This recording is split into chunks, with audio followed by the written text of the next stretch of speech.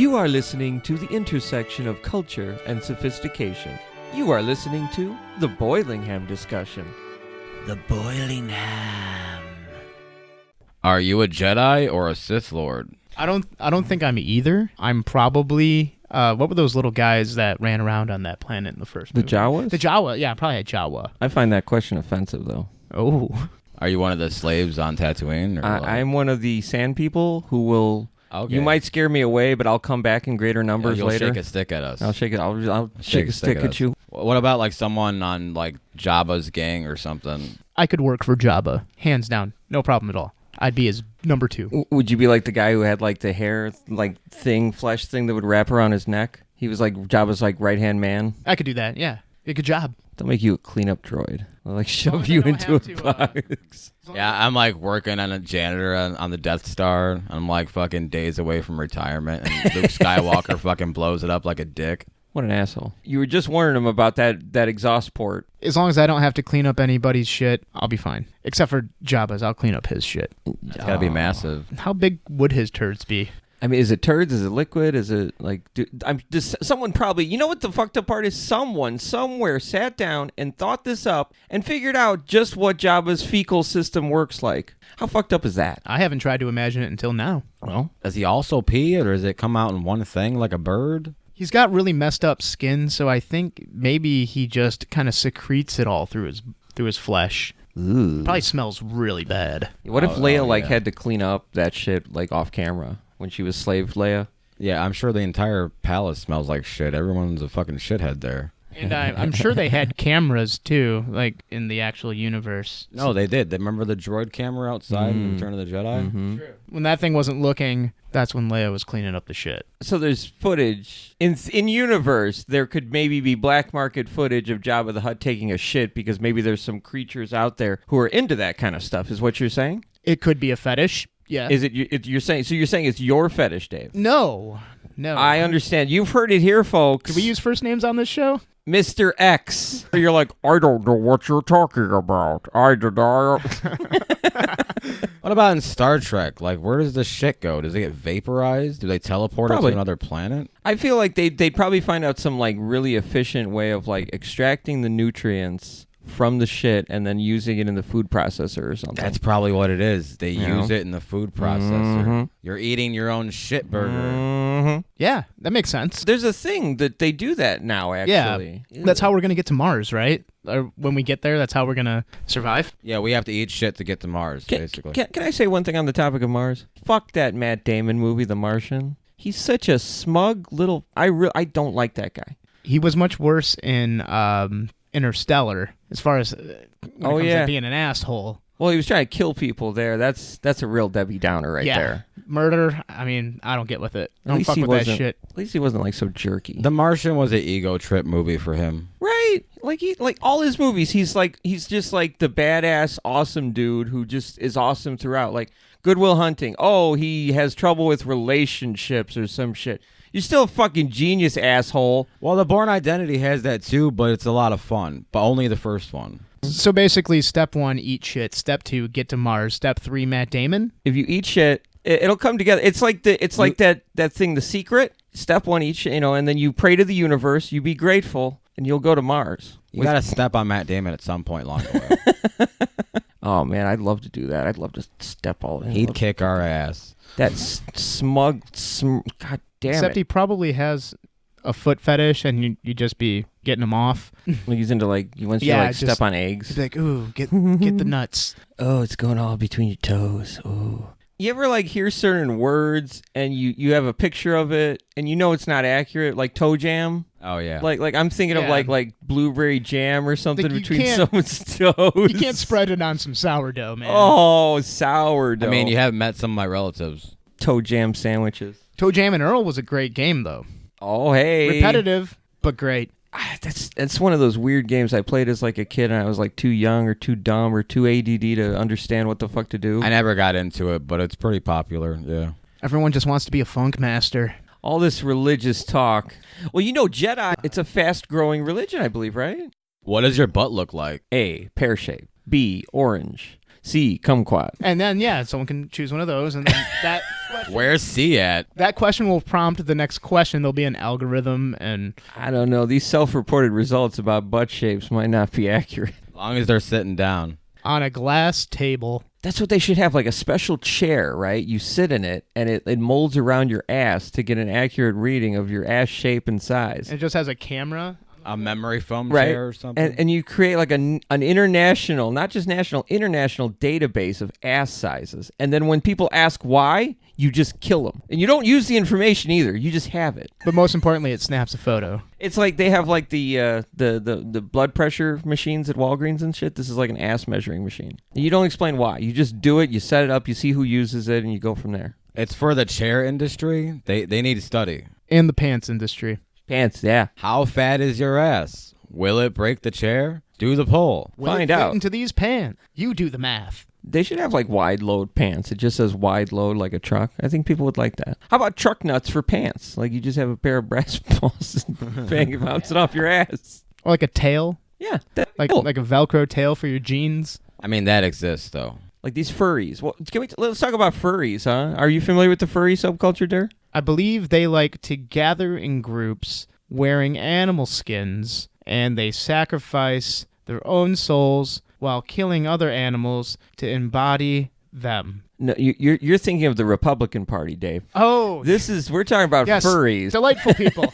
That's when you get hard for, like, Disney fucking cartoons and you put a suit on? Is that what that is? I blame Lola Bunny. I blame And- bad fucking parenting. Well, I mean, as most furries will point out, it's not all about sexual. Some people they just like being a furry creature. Yeah, it has nothing to do with But I don't know. If I were into it, why wouldn't I want to bang it too? Like if I was a furry, I'd probably be one of the furries that wants to bang other Yeah. furries. I Because mean, I'm like, I'm- hey, I'm okay with, like, schoolgirl outfit shit, like a little low-level shit. I mean, if they want to put on fucking cat ears, fine. I don't give a shit. Burt Reynolds was a furry, right? what? He was really hairy. You knew where to stash it. Yeah, these furries, man. I don't know. It's pretty wild stuff. Well, the idea behind it is that when you're having your formative years and you're maturing and you're starting to get those feelings, if you're watching the wrong cartoons like Minerva Mink on Animaniacs or Lola Bunny in Space Jam, etc., the idea is that you're going to get your wires crossed and you're going to maybe be attracted to these sexualized It depends rabbits. on your mind and how impressionable you are, but Right. yeah. I mean, it's just weird. Like, who creates that in the first place, though? Who's writing Space Jam and says, you know what we need? We need an opposite foil for Bugs Bunny. It's just okay, some cartoonist but you who's make it getting sexy? pervy. Yeah. Yeah, it's just like, why? I understand, like, they would do that, and Disney, like, back in the day, they would do that as a gag. Like, they'd have, like, Snow White with the Seven Dwarfs or whatever as a gag. But then they published this and put this out and said, this is a good idea. When you anthropomorphize, it does send those signals to people, I think. Yeah, it's weird. And then that's how furry culture gets created. it's kind of wild. Perhaps. I can't say for sure, but speaking of the 7 dwarves, I saw a T-shirt yesterday that said 6 out of 7 dwarves are not happy. That is factually correct. But it depends if you take it from the book. In the book, the dwarves didn't have names. That's Disney's work. So, Astonishing. 1 out of 7 dwarfs is grumpy. That's for goddamn sure. And I see plenty of dopies around here. I bet 7 out of 7 dwarves is sexually frustrated, though. Jesus Christ. That Yeah, lady yeah, prancing yeah, yeah. around, singing around, birds She around comes top. in there with their fucking dress, which can't see anything, and gets them, you start thinking about stuff. They want to climb up that dress. Mhm. That fucking princess just cock teasing all those men who haven't had sex maybe ever. Who knows? Maybe grumpy. That's why he's so mad about it. And then she goes and kisses Dopey in front of all of them just to rile him up even more. And then it turns out they're brother and sister. How weird is that? Well, you got to throw the dwarfs in the woods. You can't have that. yeah. Pierce Brosnan. I thought he was an okay Bond. He kind of ushered in that era of what I consider the modern Bond. Because I think, if I remember right, it had been a while. There was a gap between whoever the last guy was. Timothy Dalton. Yeah, or Carrot Top, I think, right?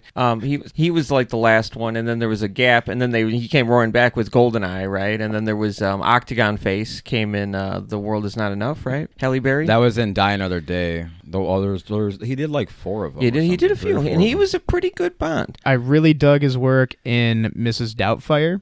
He did a good job as a snooty, Great the bad asshole. guy. When he shot the missiles at Mrs. Doubtfire In the tank? Tomorrow Never Dies. You know what's funny about Mrs. Doubtfire? She was actually a man. Well, Robin Williams is the bad guy. Like, Kind Sally of. Fields was right about every damn thing. Oh, yeah, Like, he's a creepy weirdo, like he is in real life. right? Like, Was in real life. wasn't real. Like you watch it as a kid, and you're like, oh man, the mom's so mean. She doesn't get this. He's such a fun guy who loves his kids. He's dressing up as a and then now you're just like, oh my She god. finds a nice Bond Yeah. who's trying to take care of them, and he's just like, nah, I'm not having that shit. I'm gonna put on a dress and fucking sneak in your house. Right. Like, what the fuck? It's actually the work of a psychopath. And his what was it? His cousin or his brother was the accomplice helping him do it all. It was his brother. And then he threw a grapefruit at James Bond. He did. What nerve! Remember, there was going to be a part 2 they were planning on because Fox needed something to show every fucking Sunday night till the end of time. Apparently, they would run that. I don't know about in Michigan, boss, but I remember in Chicago, like our affiliate would run like Mrs. Doubtfire every fucking Sunday night. It was the Sunday night movie, Mrs. Doubtfire. I used to voluntarily watch it on my own all the time, and I even memorized all the lyrics to that opening song. Hey, Figaro! You know what I'm talking about. Oh wow! Yeah. I recorded it with my Talkboy, and I would listen to it on headphones on car trips. Now you wrote a song, right? It was Mrs. Doubtfire. Come and take me care higher. of me. You can dress me up And do what you want. in the presence of minors. It's a federal felony. Number one hit. For a week. Where are we going with this? Mars. The Mars Corporation makes delicious candy bars. What would we start talking about? You asked me if I was a Jew? Oh, a Jedi. A Jedi. How did Transformers have sex? They get blown. Like when the power hits really hard and the Transformers get blown. Oh, yeah, okay. They probably all have like exhaust pipes or something, and then they just like stick a finger in there or like a spark plug. I don't know. Highlander 2 was a great action movie, but not a good Highlander movie. Discuss. Christopher Lambert I'll look at you. made a much better Raiden than a Highlander, in my opinion, but we can get to that. I mean, are you judging it solely on Raiden? Or like, I mean, if you're just going from the games, we have no basis of what a Highlander should be unless we saw him do the movie first. So he's just not a good actor. He's just in cool shit. He's got that voice that's like this, like I'm from the snake people. He's raised like 3 different places growing Right. up. He just has a mixed accent. Right, it's very unique. As Raiden, we didn't get to see him fight, which I think was a big waste. So they had to rely entirely on his acting abilities alone. He shot some electricity, and that was about it. He was one of the elder gods. He's not supposed to interfere, and yet he does all the time. He interferes all the time. And Yeah. that's why he was a great Raiden. But there can be only It wasn't one. his decision. Like Lambert didn't make the decision to do these things. He didn't even Dave. sign up for the job. Like, You're like- someone just said, "Hey, you're going to be Raiden." You're like, He's I like how he he's like, helped "Okay." out. I like how he helped out Liu Kang and Johnny Cage. He was a good. Christopher Lambert was a good Raiden. He's like, what are you talking- I have to keep my electricity on. Ooh, electricity. That's exactly what happened, though. Like, after Highlander, someone just said, "Hey, you're Raiden now." And he said, "Okay." And he became Raiden. He's like on the Okay. train because he's poor. He's like, Highlander 3 VHS money is ran out.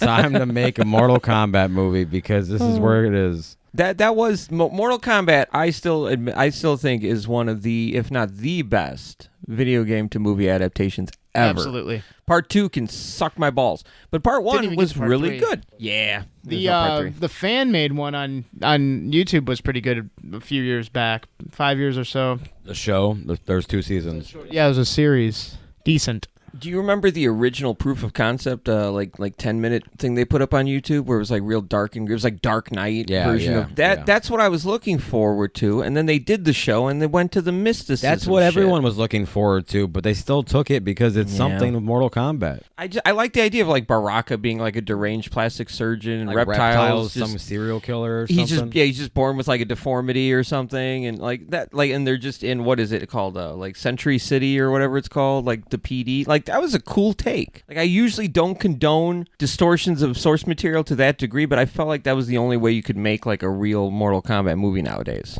Mortal Kombat! This has been the Boilingham Discussion.